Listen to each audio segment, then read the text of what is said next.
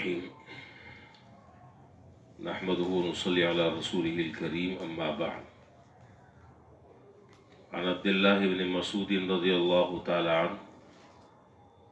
قال قال رسول اللہ صلی اللہ علیہ وسلم لقیت ابراہیم علیہ السلام لیلۃ اسرا بی فقال یا محمد اقرأ امتک منی السلام وأخبرهم أن الجنة طيبة التربة عذبة الماء وإنها قيعان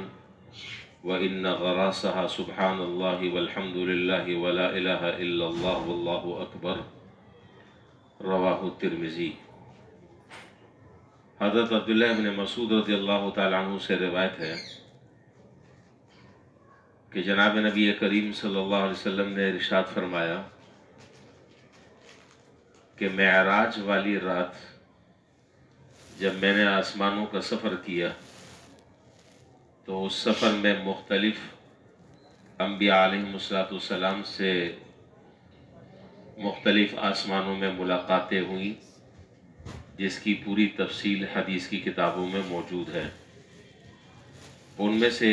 ایک آسمان پر حضرت ابراہیم علیہ السلام سے ملاقات ہوئی۔ حضرت ابراہیم علیہ السلام نے فرمایا کہ آپ میری امت کو میری طرف سے سلام کہہ دیں، وَأَخْبِرْهُمْ اور انہیں یہ بات بھی بتلا دیں میری طرف سے کہ یہ جو جنت ہے اس کی مٹی بڑی پاکیزہ ہے، اس جنت کی مٹی بڑی پاکیزہ ہے، وَعَذْبَةُ الْمَاء اور اس کا پانی بڑا شیریں اور میٹھا ہے۔ اور پھر ساتھ ساتھ یہ بات بھی فرمائی کہ وَأَنَّهَا قَيْعَانٌ یہ جو جنت ہے یہ بالکل ایک چٹیل میدان ہے، یہاں کوئی چیز نہیں ہے، بالکل چٹیل صاف میدان ہے۔ اس کے جو درخت ہیں وہ دنیا میں یہ کلمات ہیں، سبحان اللہ، الحمدللہ، اللہ اکبر،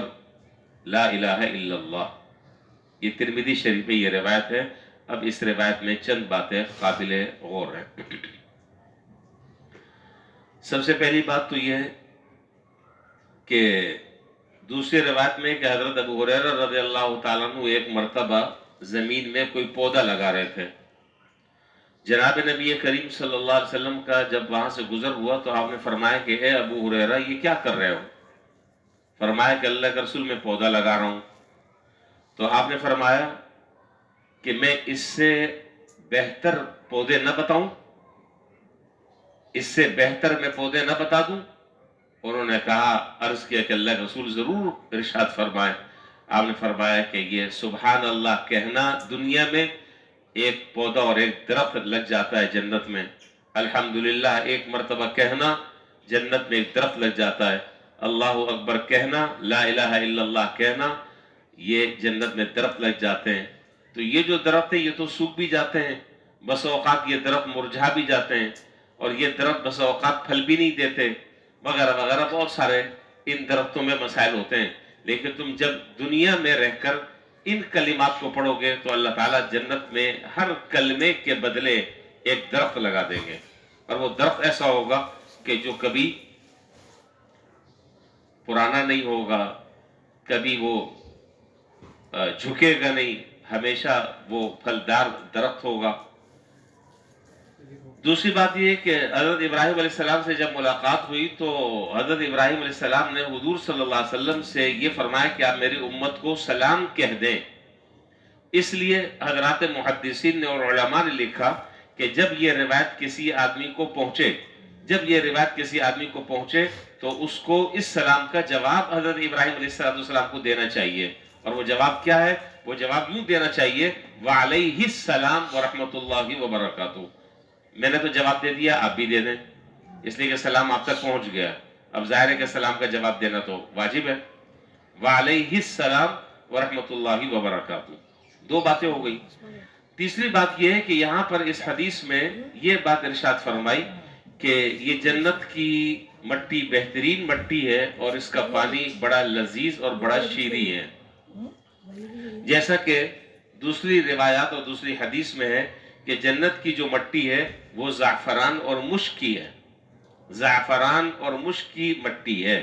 اب ظاہر ہے کہ ایسی جگہ ہر شخص اپنا مسکن بنانا چاہتا ہے اور اپنا ٹھکانہ بنانا چاہتا ہے، اور خاص طور پر تفریح کے لیے اور راحت کے لیے وہ یہ بھی چاہتا ہے کہ وہاں پر درخت لگ جائیں، ایک خوشگوار ماحول ہو، آدمی جب وہاں جائے تو اس کو سکون کا سانس ملے اور اچھا وقت ذرا سا گزر جائے، طبیعت میں بشاشت پیدا ہو جائے۔ تو فرمایا کہ اگر کوئی آدمی اس جنت میں اپنا گھر بنانا چاہتا ہے اور وہاں تفریح کا ماحول بنانا چاہتا ہے تو اس کے لیے دنیا میں محنت کرنی پڑے گی، اور وہ محنت کیا ہے؟ ان کلمات کا جتنا تذکرہ کرے گا، جتنا پڑھے گا، ہر کلمے پر اللہ تعالیٰ جنت میں ایک درخت لگا دیں گے،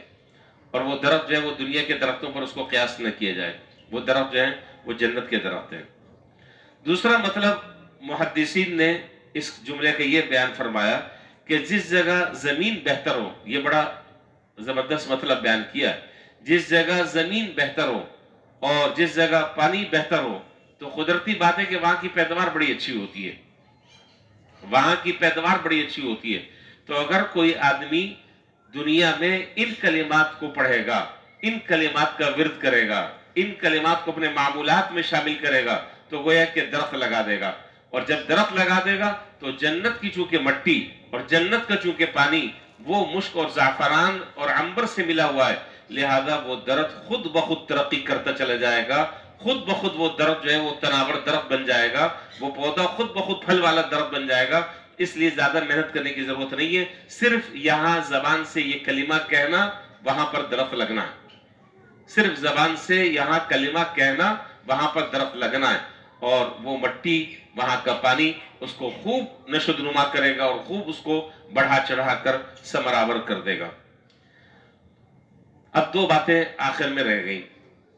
ایک بات تو یہ کہ یہاں پر جیسا کہ اس حدیث میں آپ نے سنا کہ وَإِنَّ الْجَنَّةَ قَيْعَانٌ، یہ جنت جو ہے وہ چٹیل میدان ہے، جنت میں کوئی محل وحل نہیں ہے، سارا محل، سارا میٹیریل یہاں سے آپ کو بھیجنا پڑے گا، ساری تعمیر یہاں رہ کر آپ کو کرنی پڑے گی۔ اب یہ آپ کے ہاتھ میں کہ آپ اپنا وہ محل کتنا لگژری بنانا چاہتے ہیں، کتنا بہترین بنانا چاہتے ہیں، آر سی سی میں رہنا چاہتے ہیں، یا اور کیا ہوتا ہے ٹائل بیم میں رہنا چاہتے ہیں، چھپر میں رہنا چاہتے ہیں۔ اب یہ فیصلہ ہر آدمی کر لے کہ مجھے وہاں کون سے محل میں اور کس قسم کی کیٹیگری میں مجھے اپنی رہائش اختیار کرنی ہے۔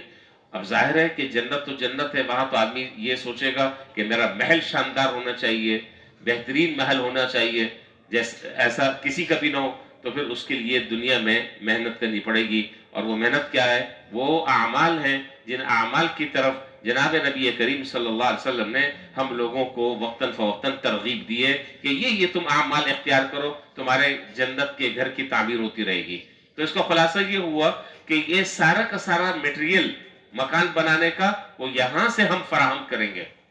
یہاں سے ہم بھیجیں گے، اور وہ ہیں اعمال۔ اچھا جی، دوسری بات یہ ہے کہ وہ حدیثیں بھی آپ نے سنی ہوں گی کہ یہاں تو تذکرہ ہے کہ جنت چٹیل میدان ہے، تمہیں اس کی تعمیر کرنی ہے۔ دوسری وہ روایت بھی آپ نے سنی ہوگی جن روایات میں اس بات کا تذکرہ ہے کہ جنت میں بڑے بڑے محلات پہلے سے موجود ہیں، جنت میں پہلے سے بڑے بڑے درخت موجود ہیں، جنت میں مختلف قسم کی نہریں موجود ہیں۔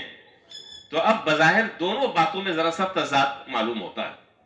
تو بہت سارے حضرات محدثین نے جوابات دیے ہیں۔ حضرت گنگوہی رحمۃ اللہ علیہ نے الکوکب الدری میں جو حدیث کی شرح ہے، اس حدیث کی کتاب میں حضرت گنگوہی رحمۃ اللہ علیہ نے فرمایا کہ جن روایات میں اس بات کا تذکرہ ہے کہ جنت میں یہ ساری چیزیں پہلے سے موجود ہیں، اس کا مطلب یہ ہے کہ جو آدمی دنیا میں جتنے اچھے اعمال کرتا رہے گا تو جو جنت کی زمین کا حصہ اس کے مقدر میں ہوگا وہ تعمیر شدہ ہوگا،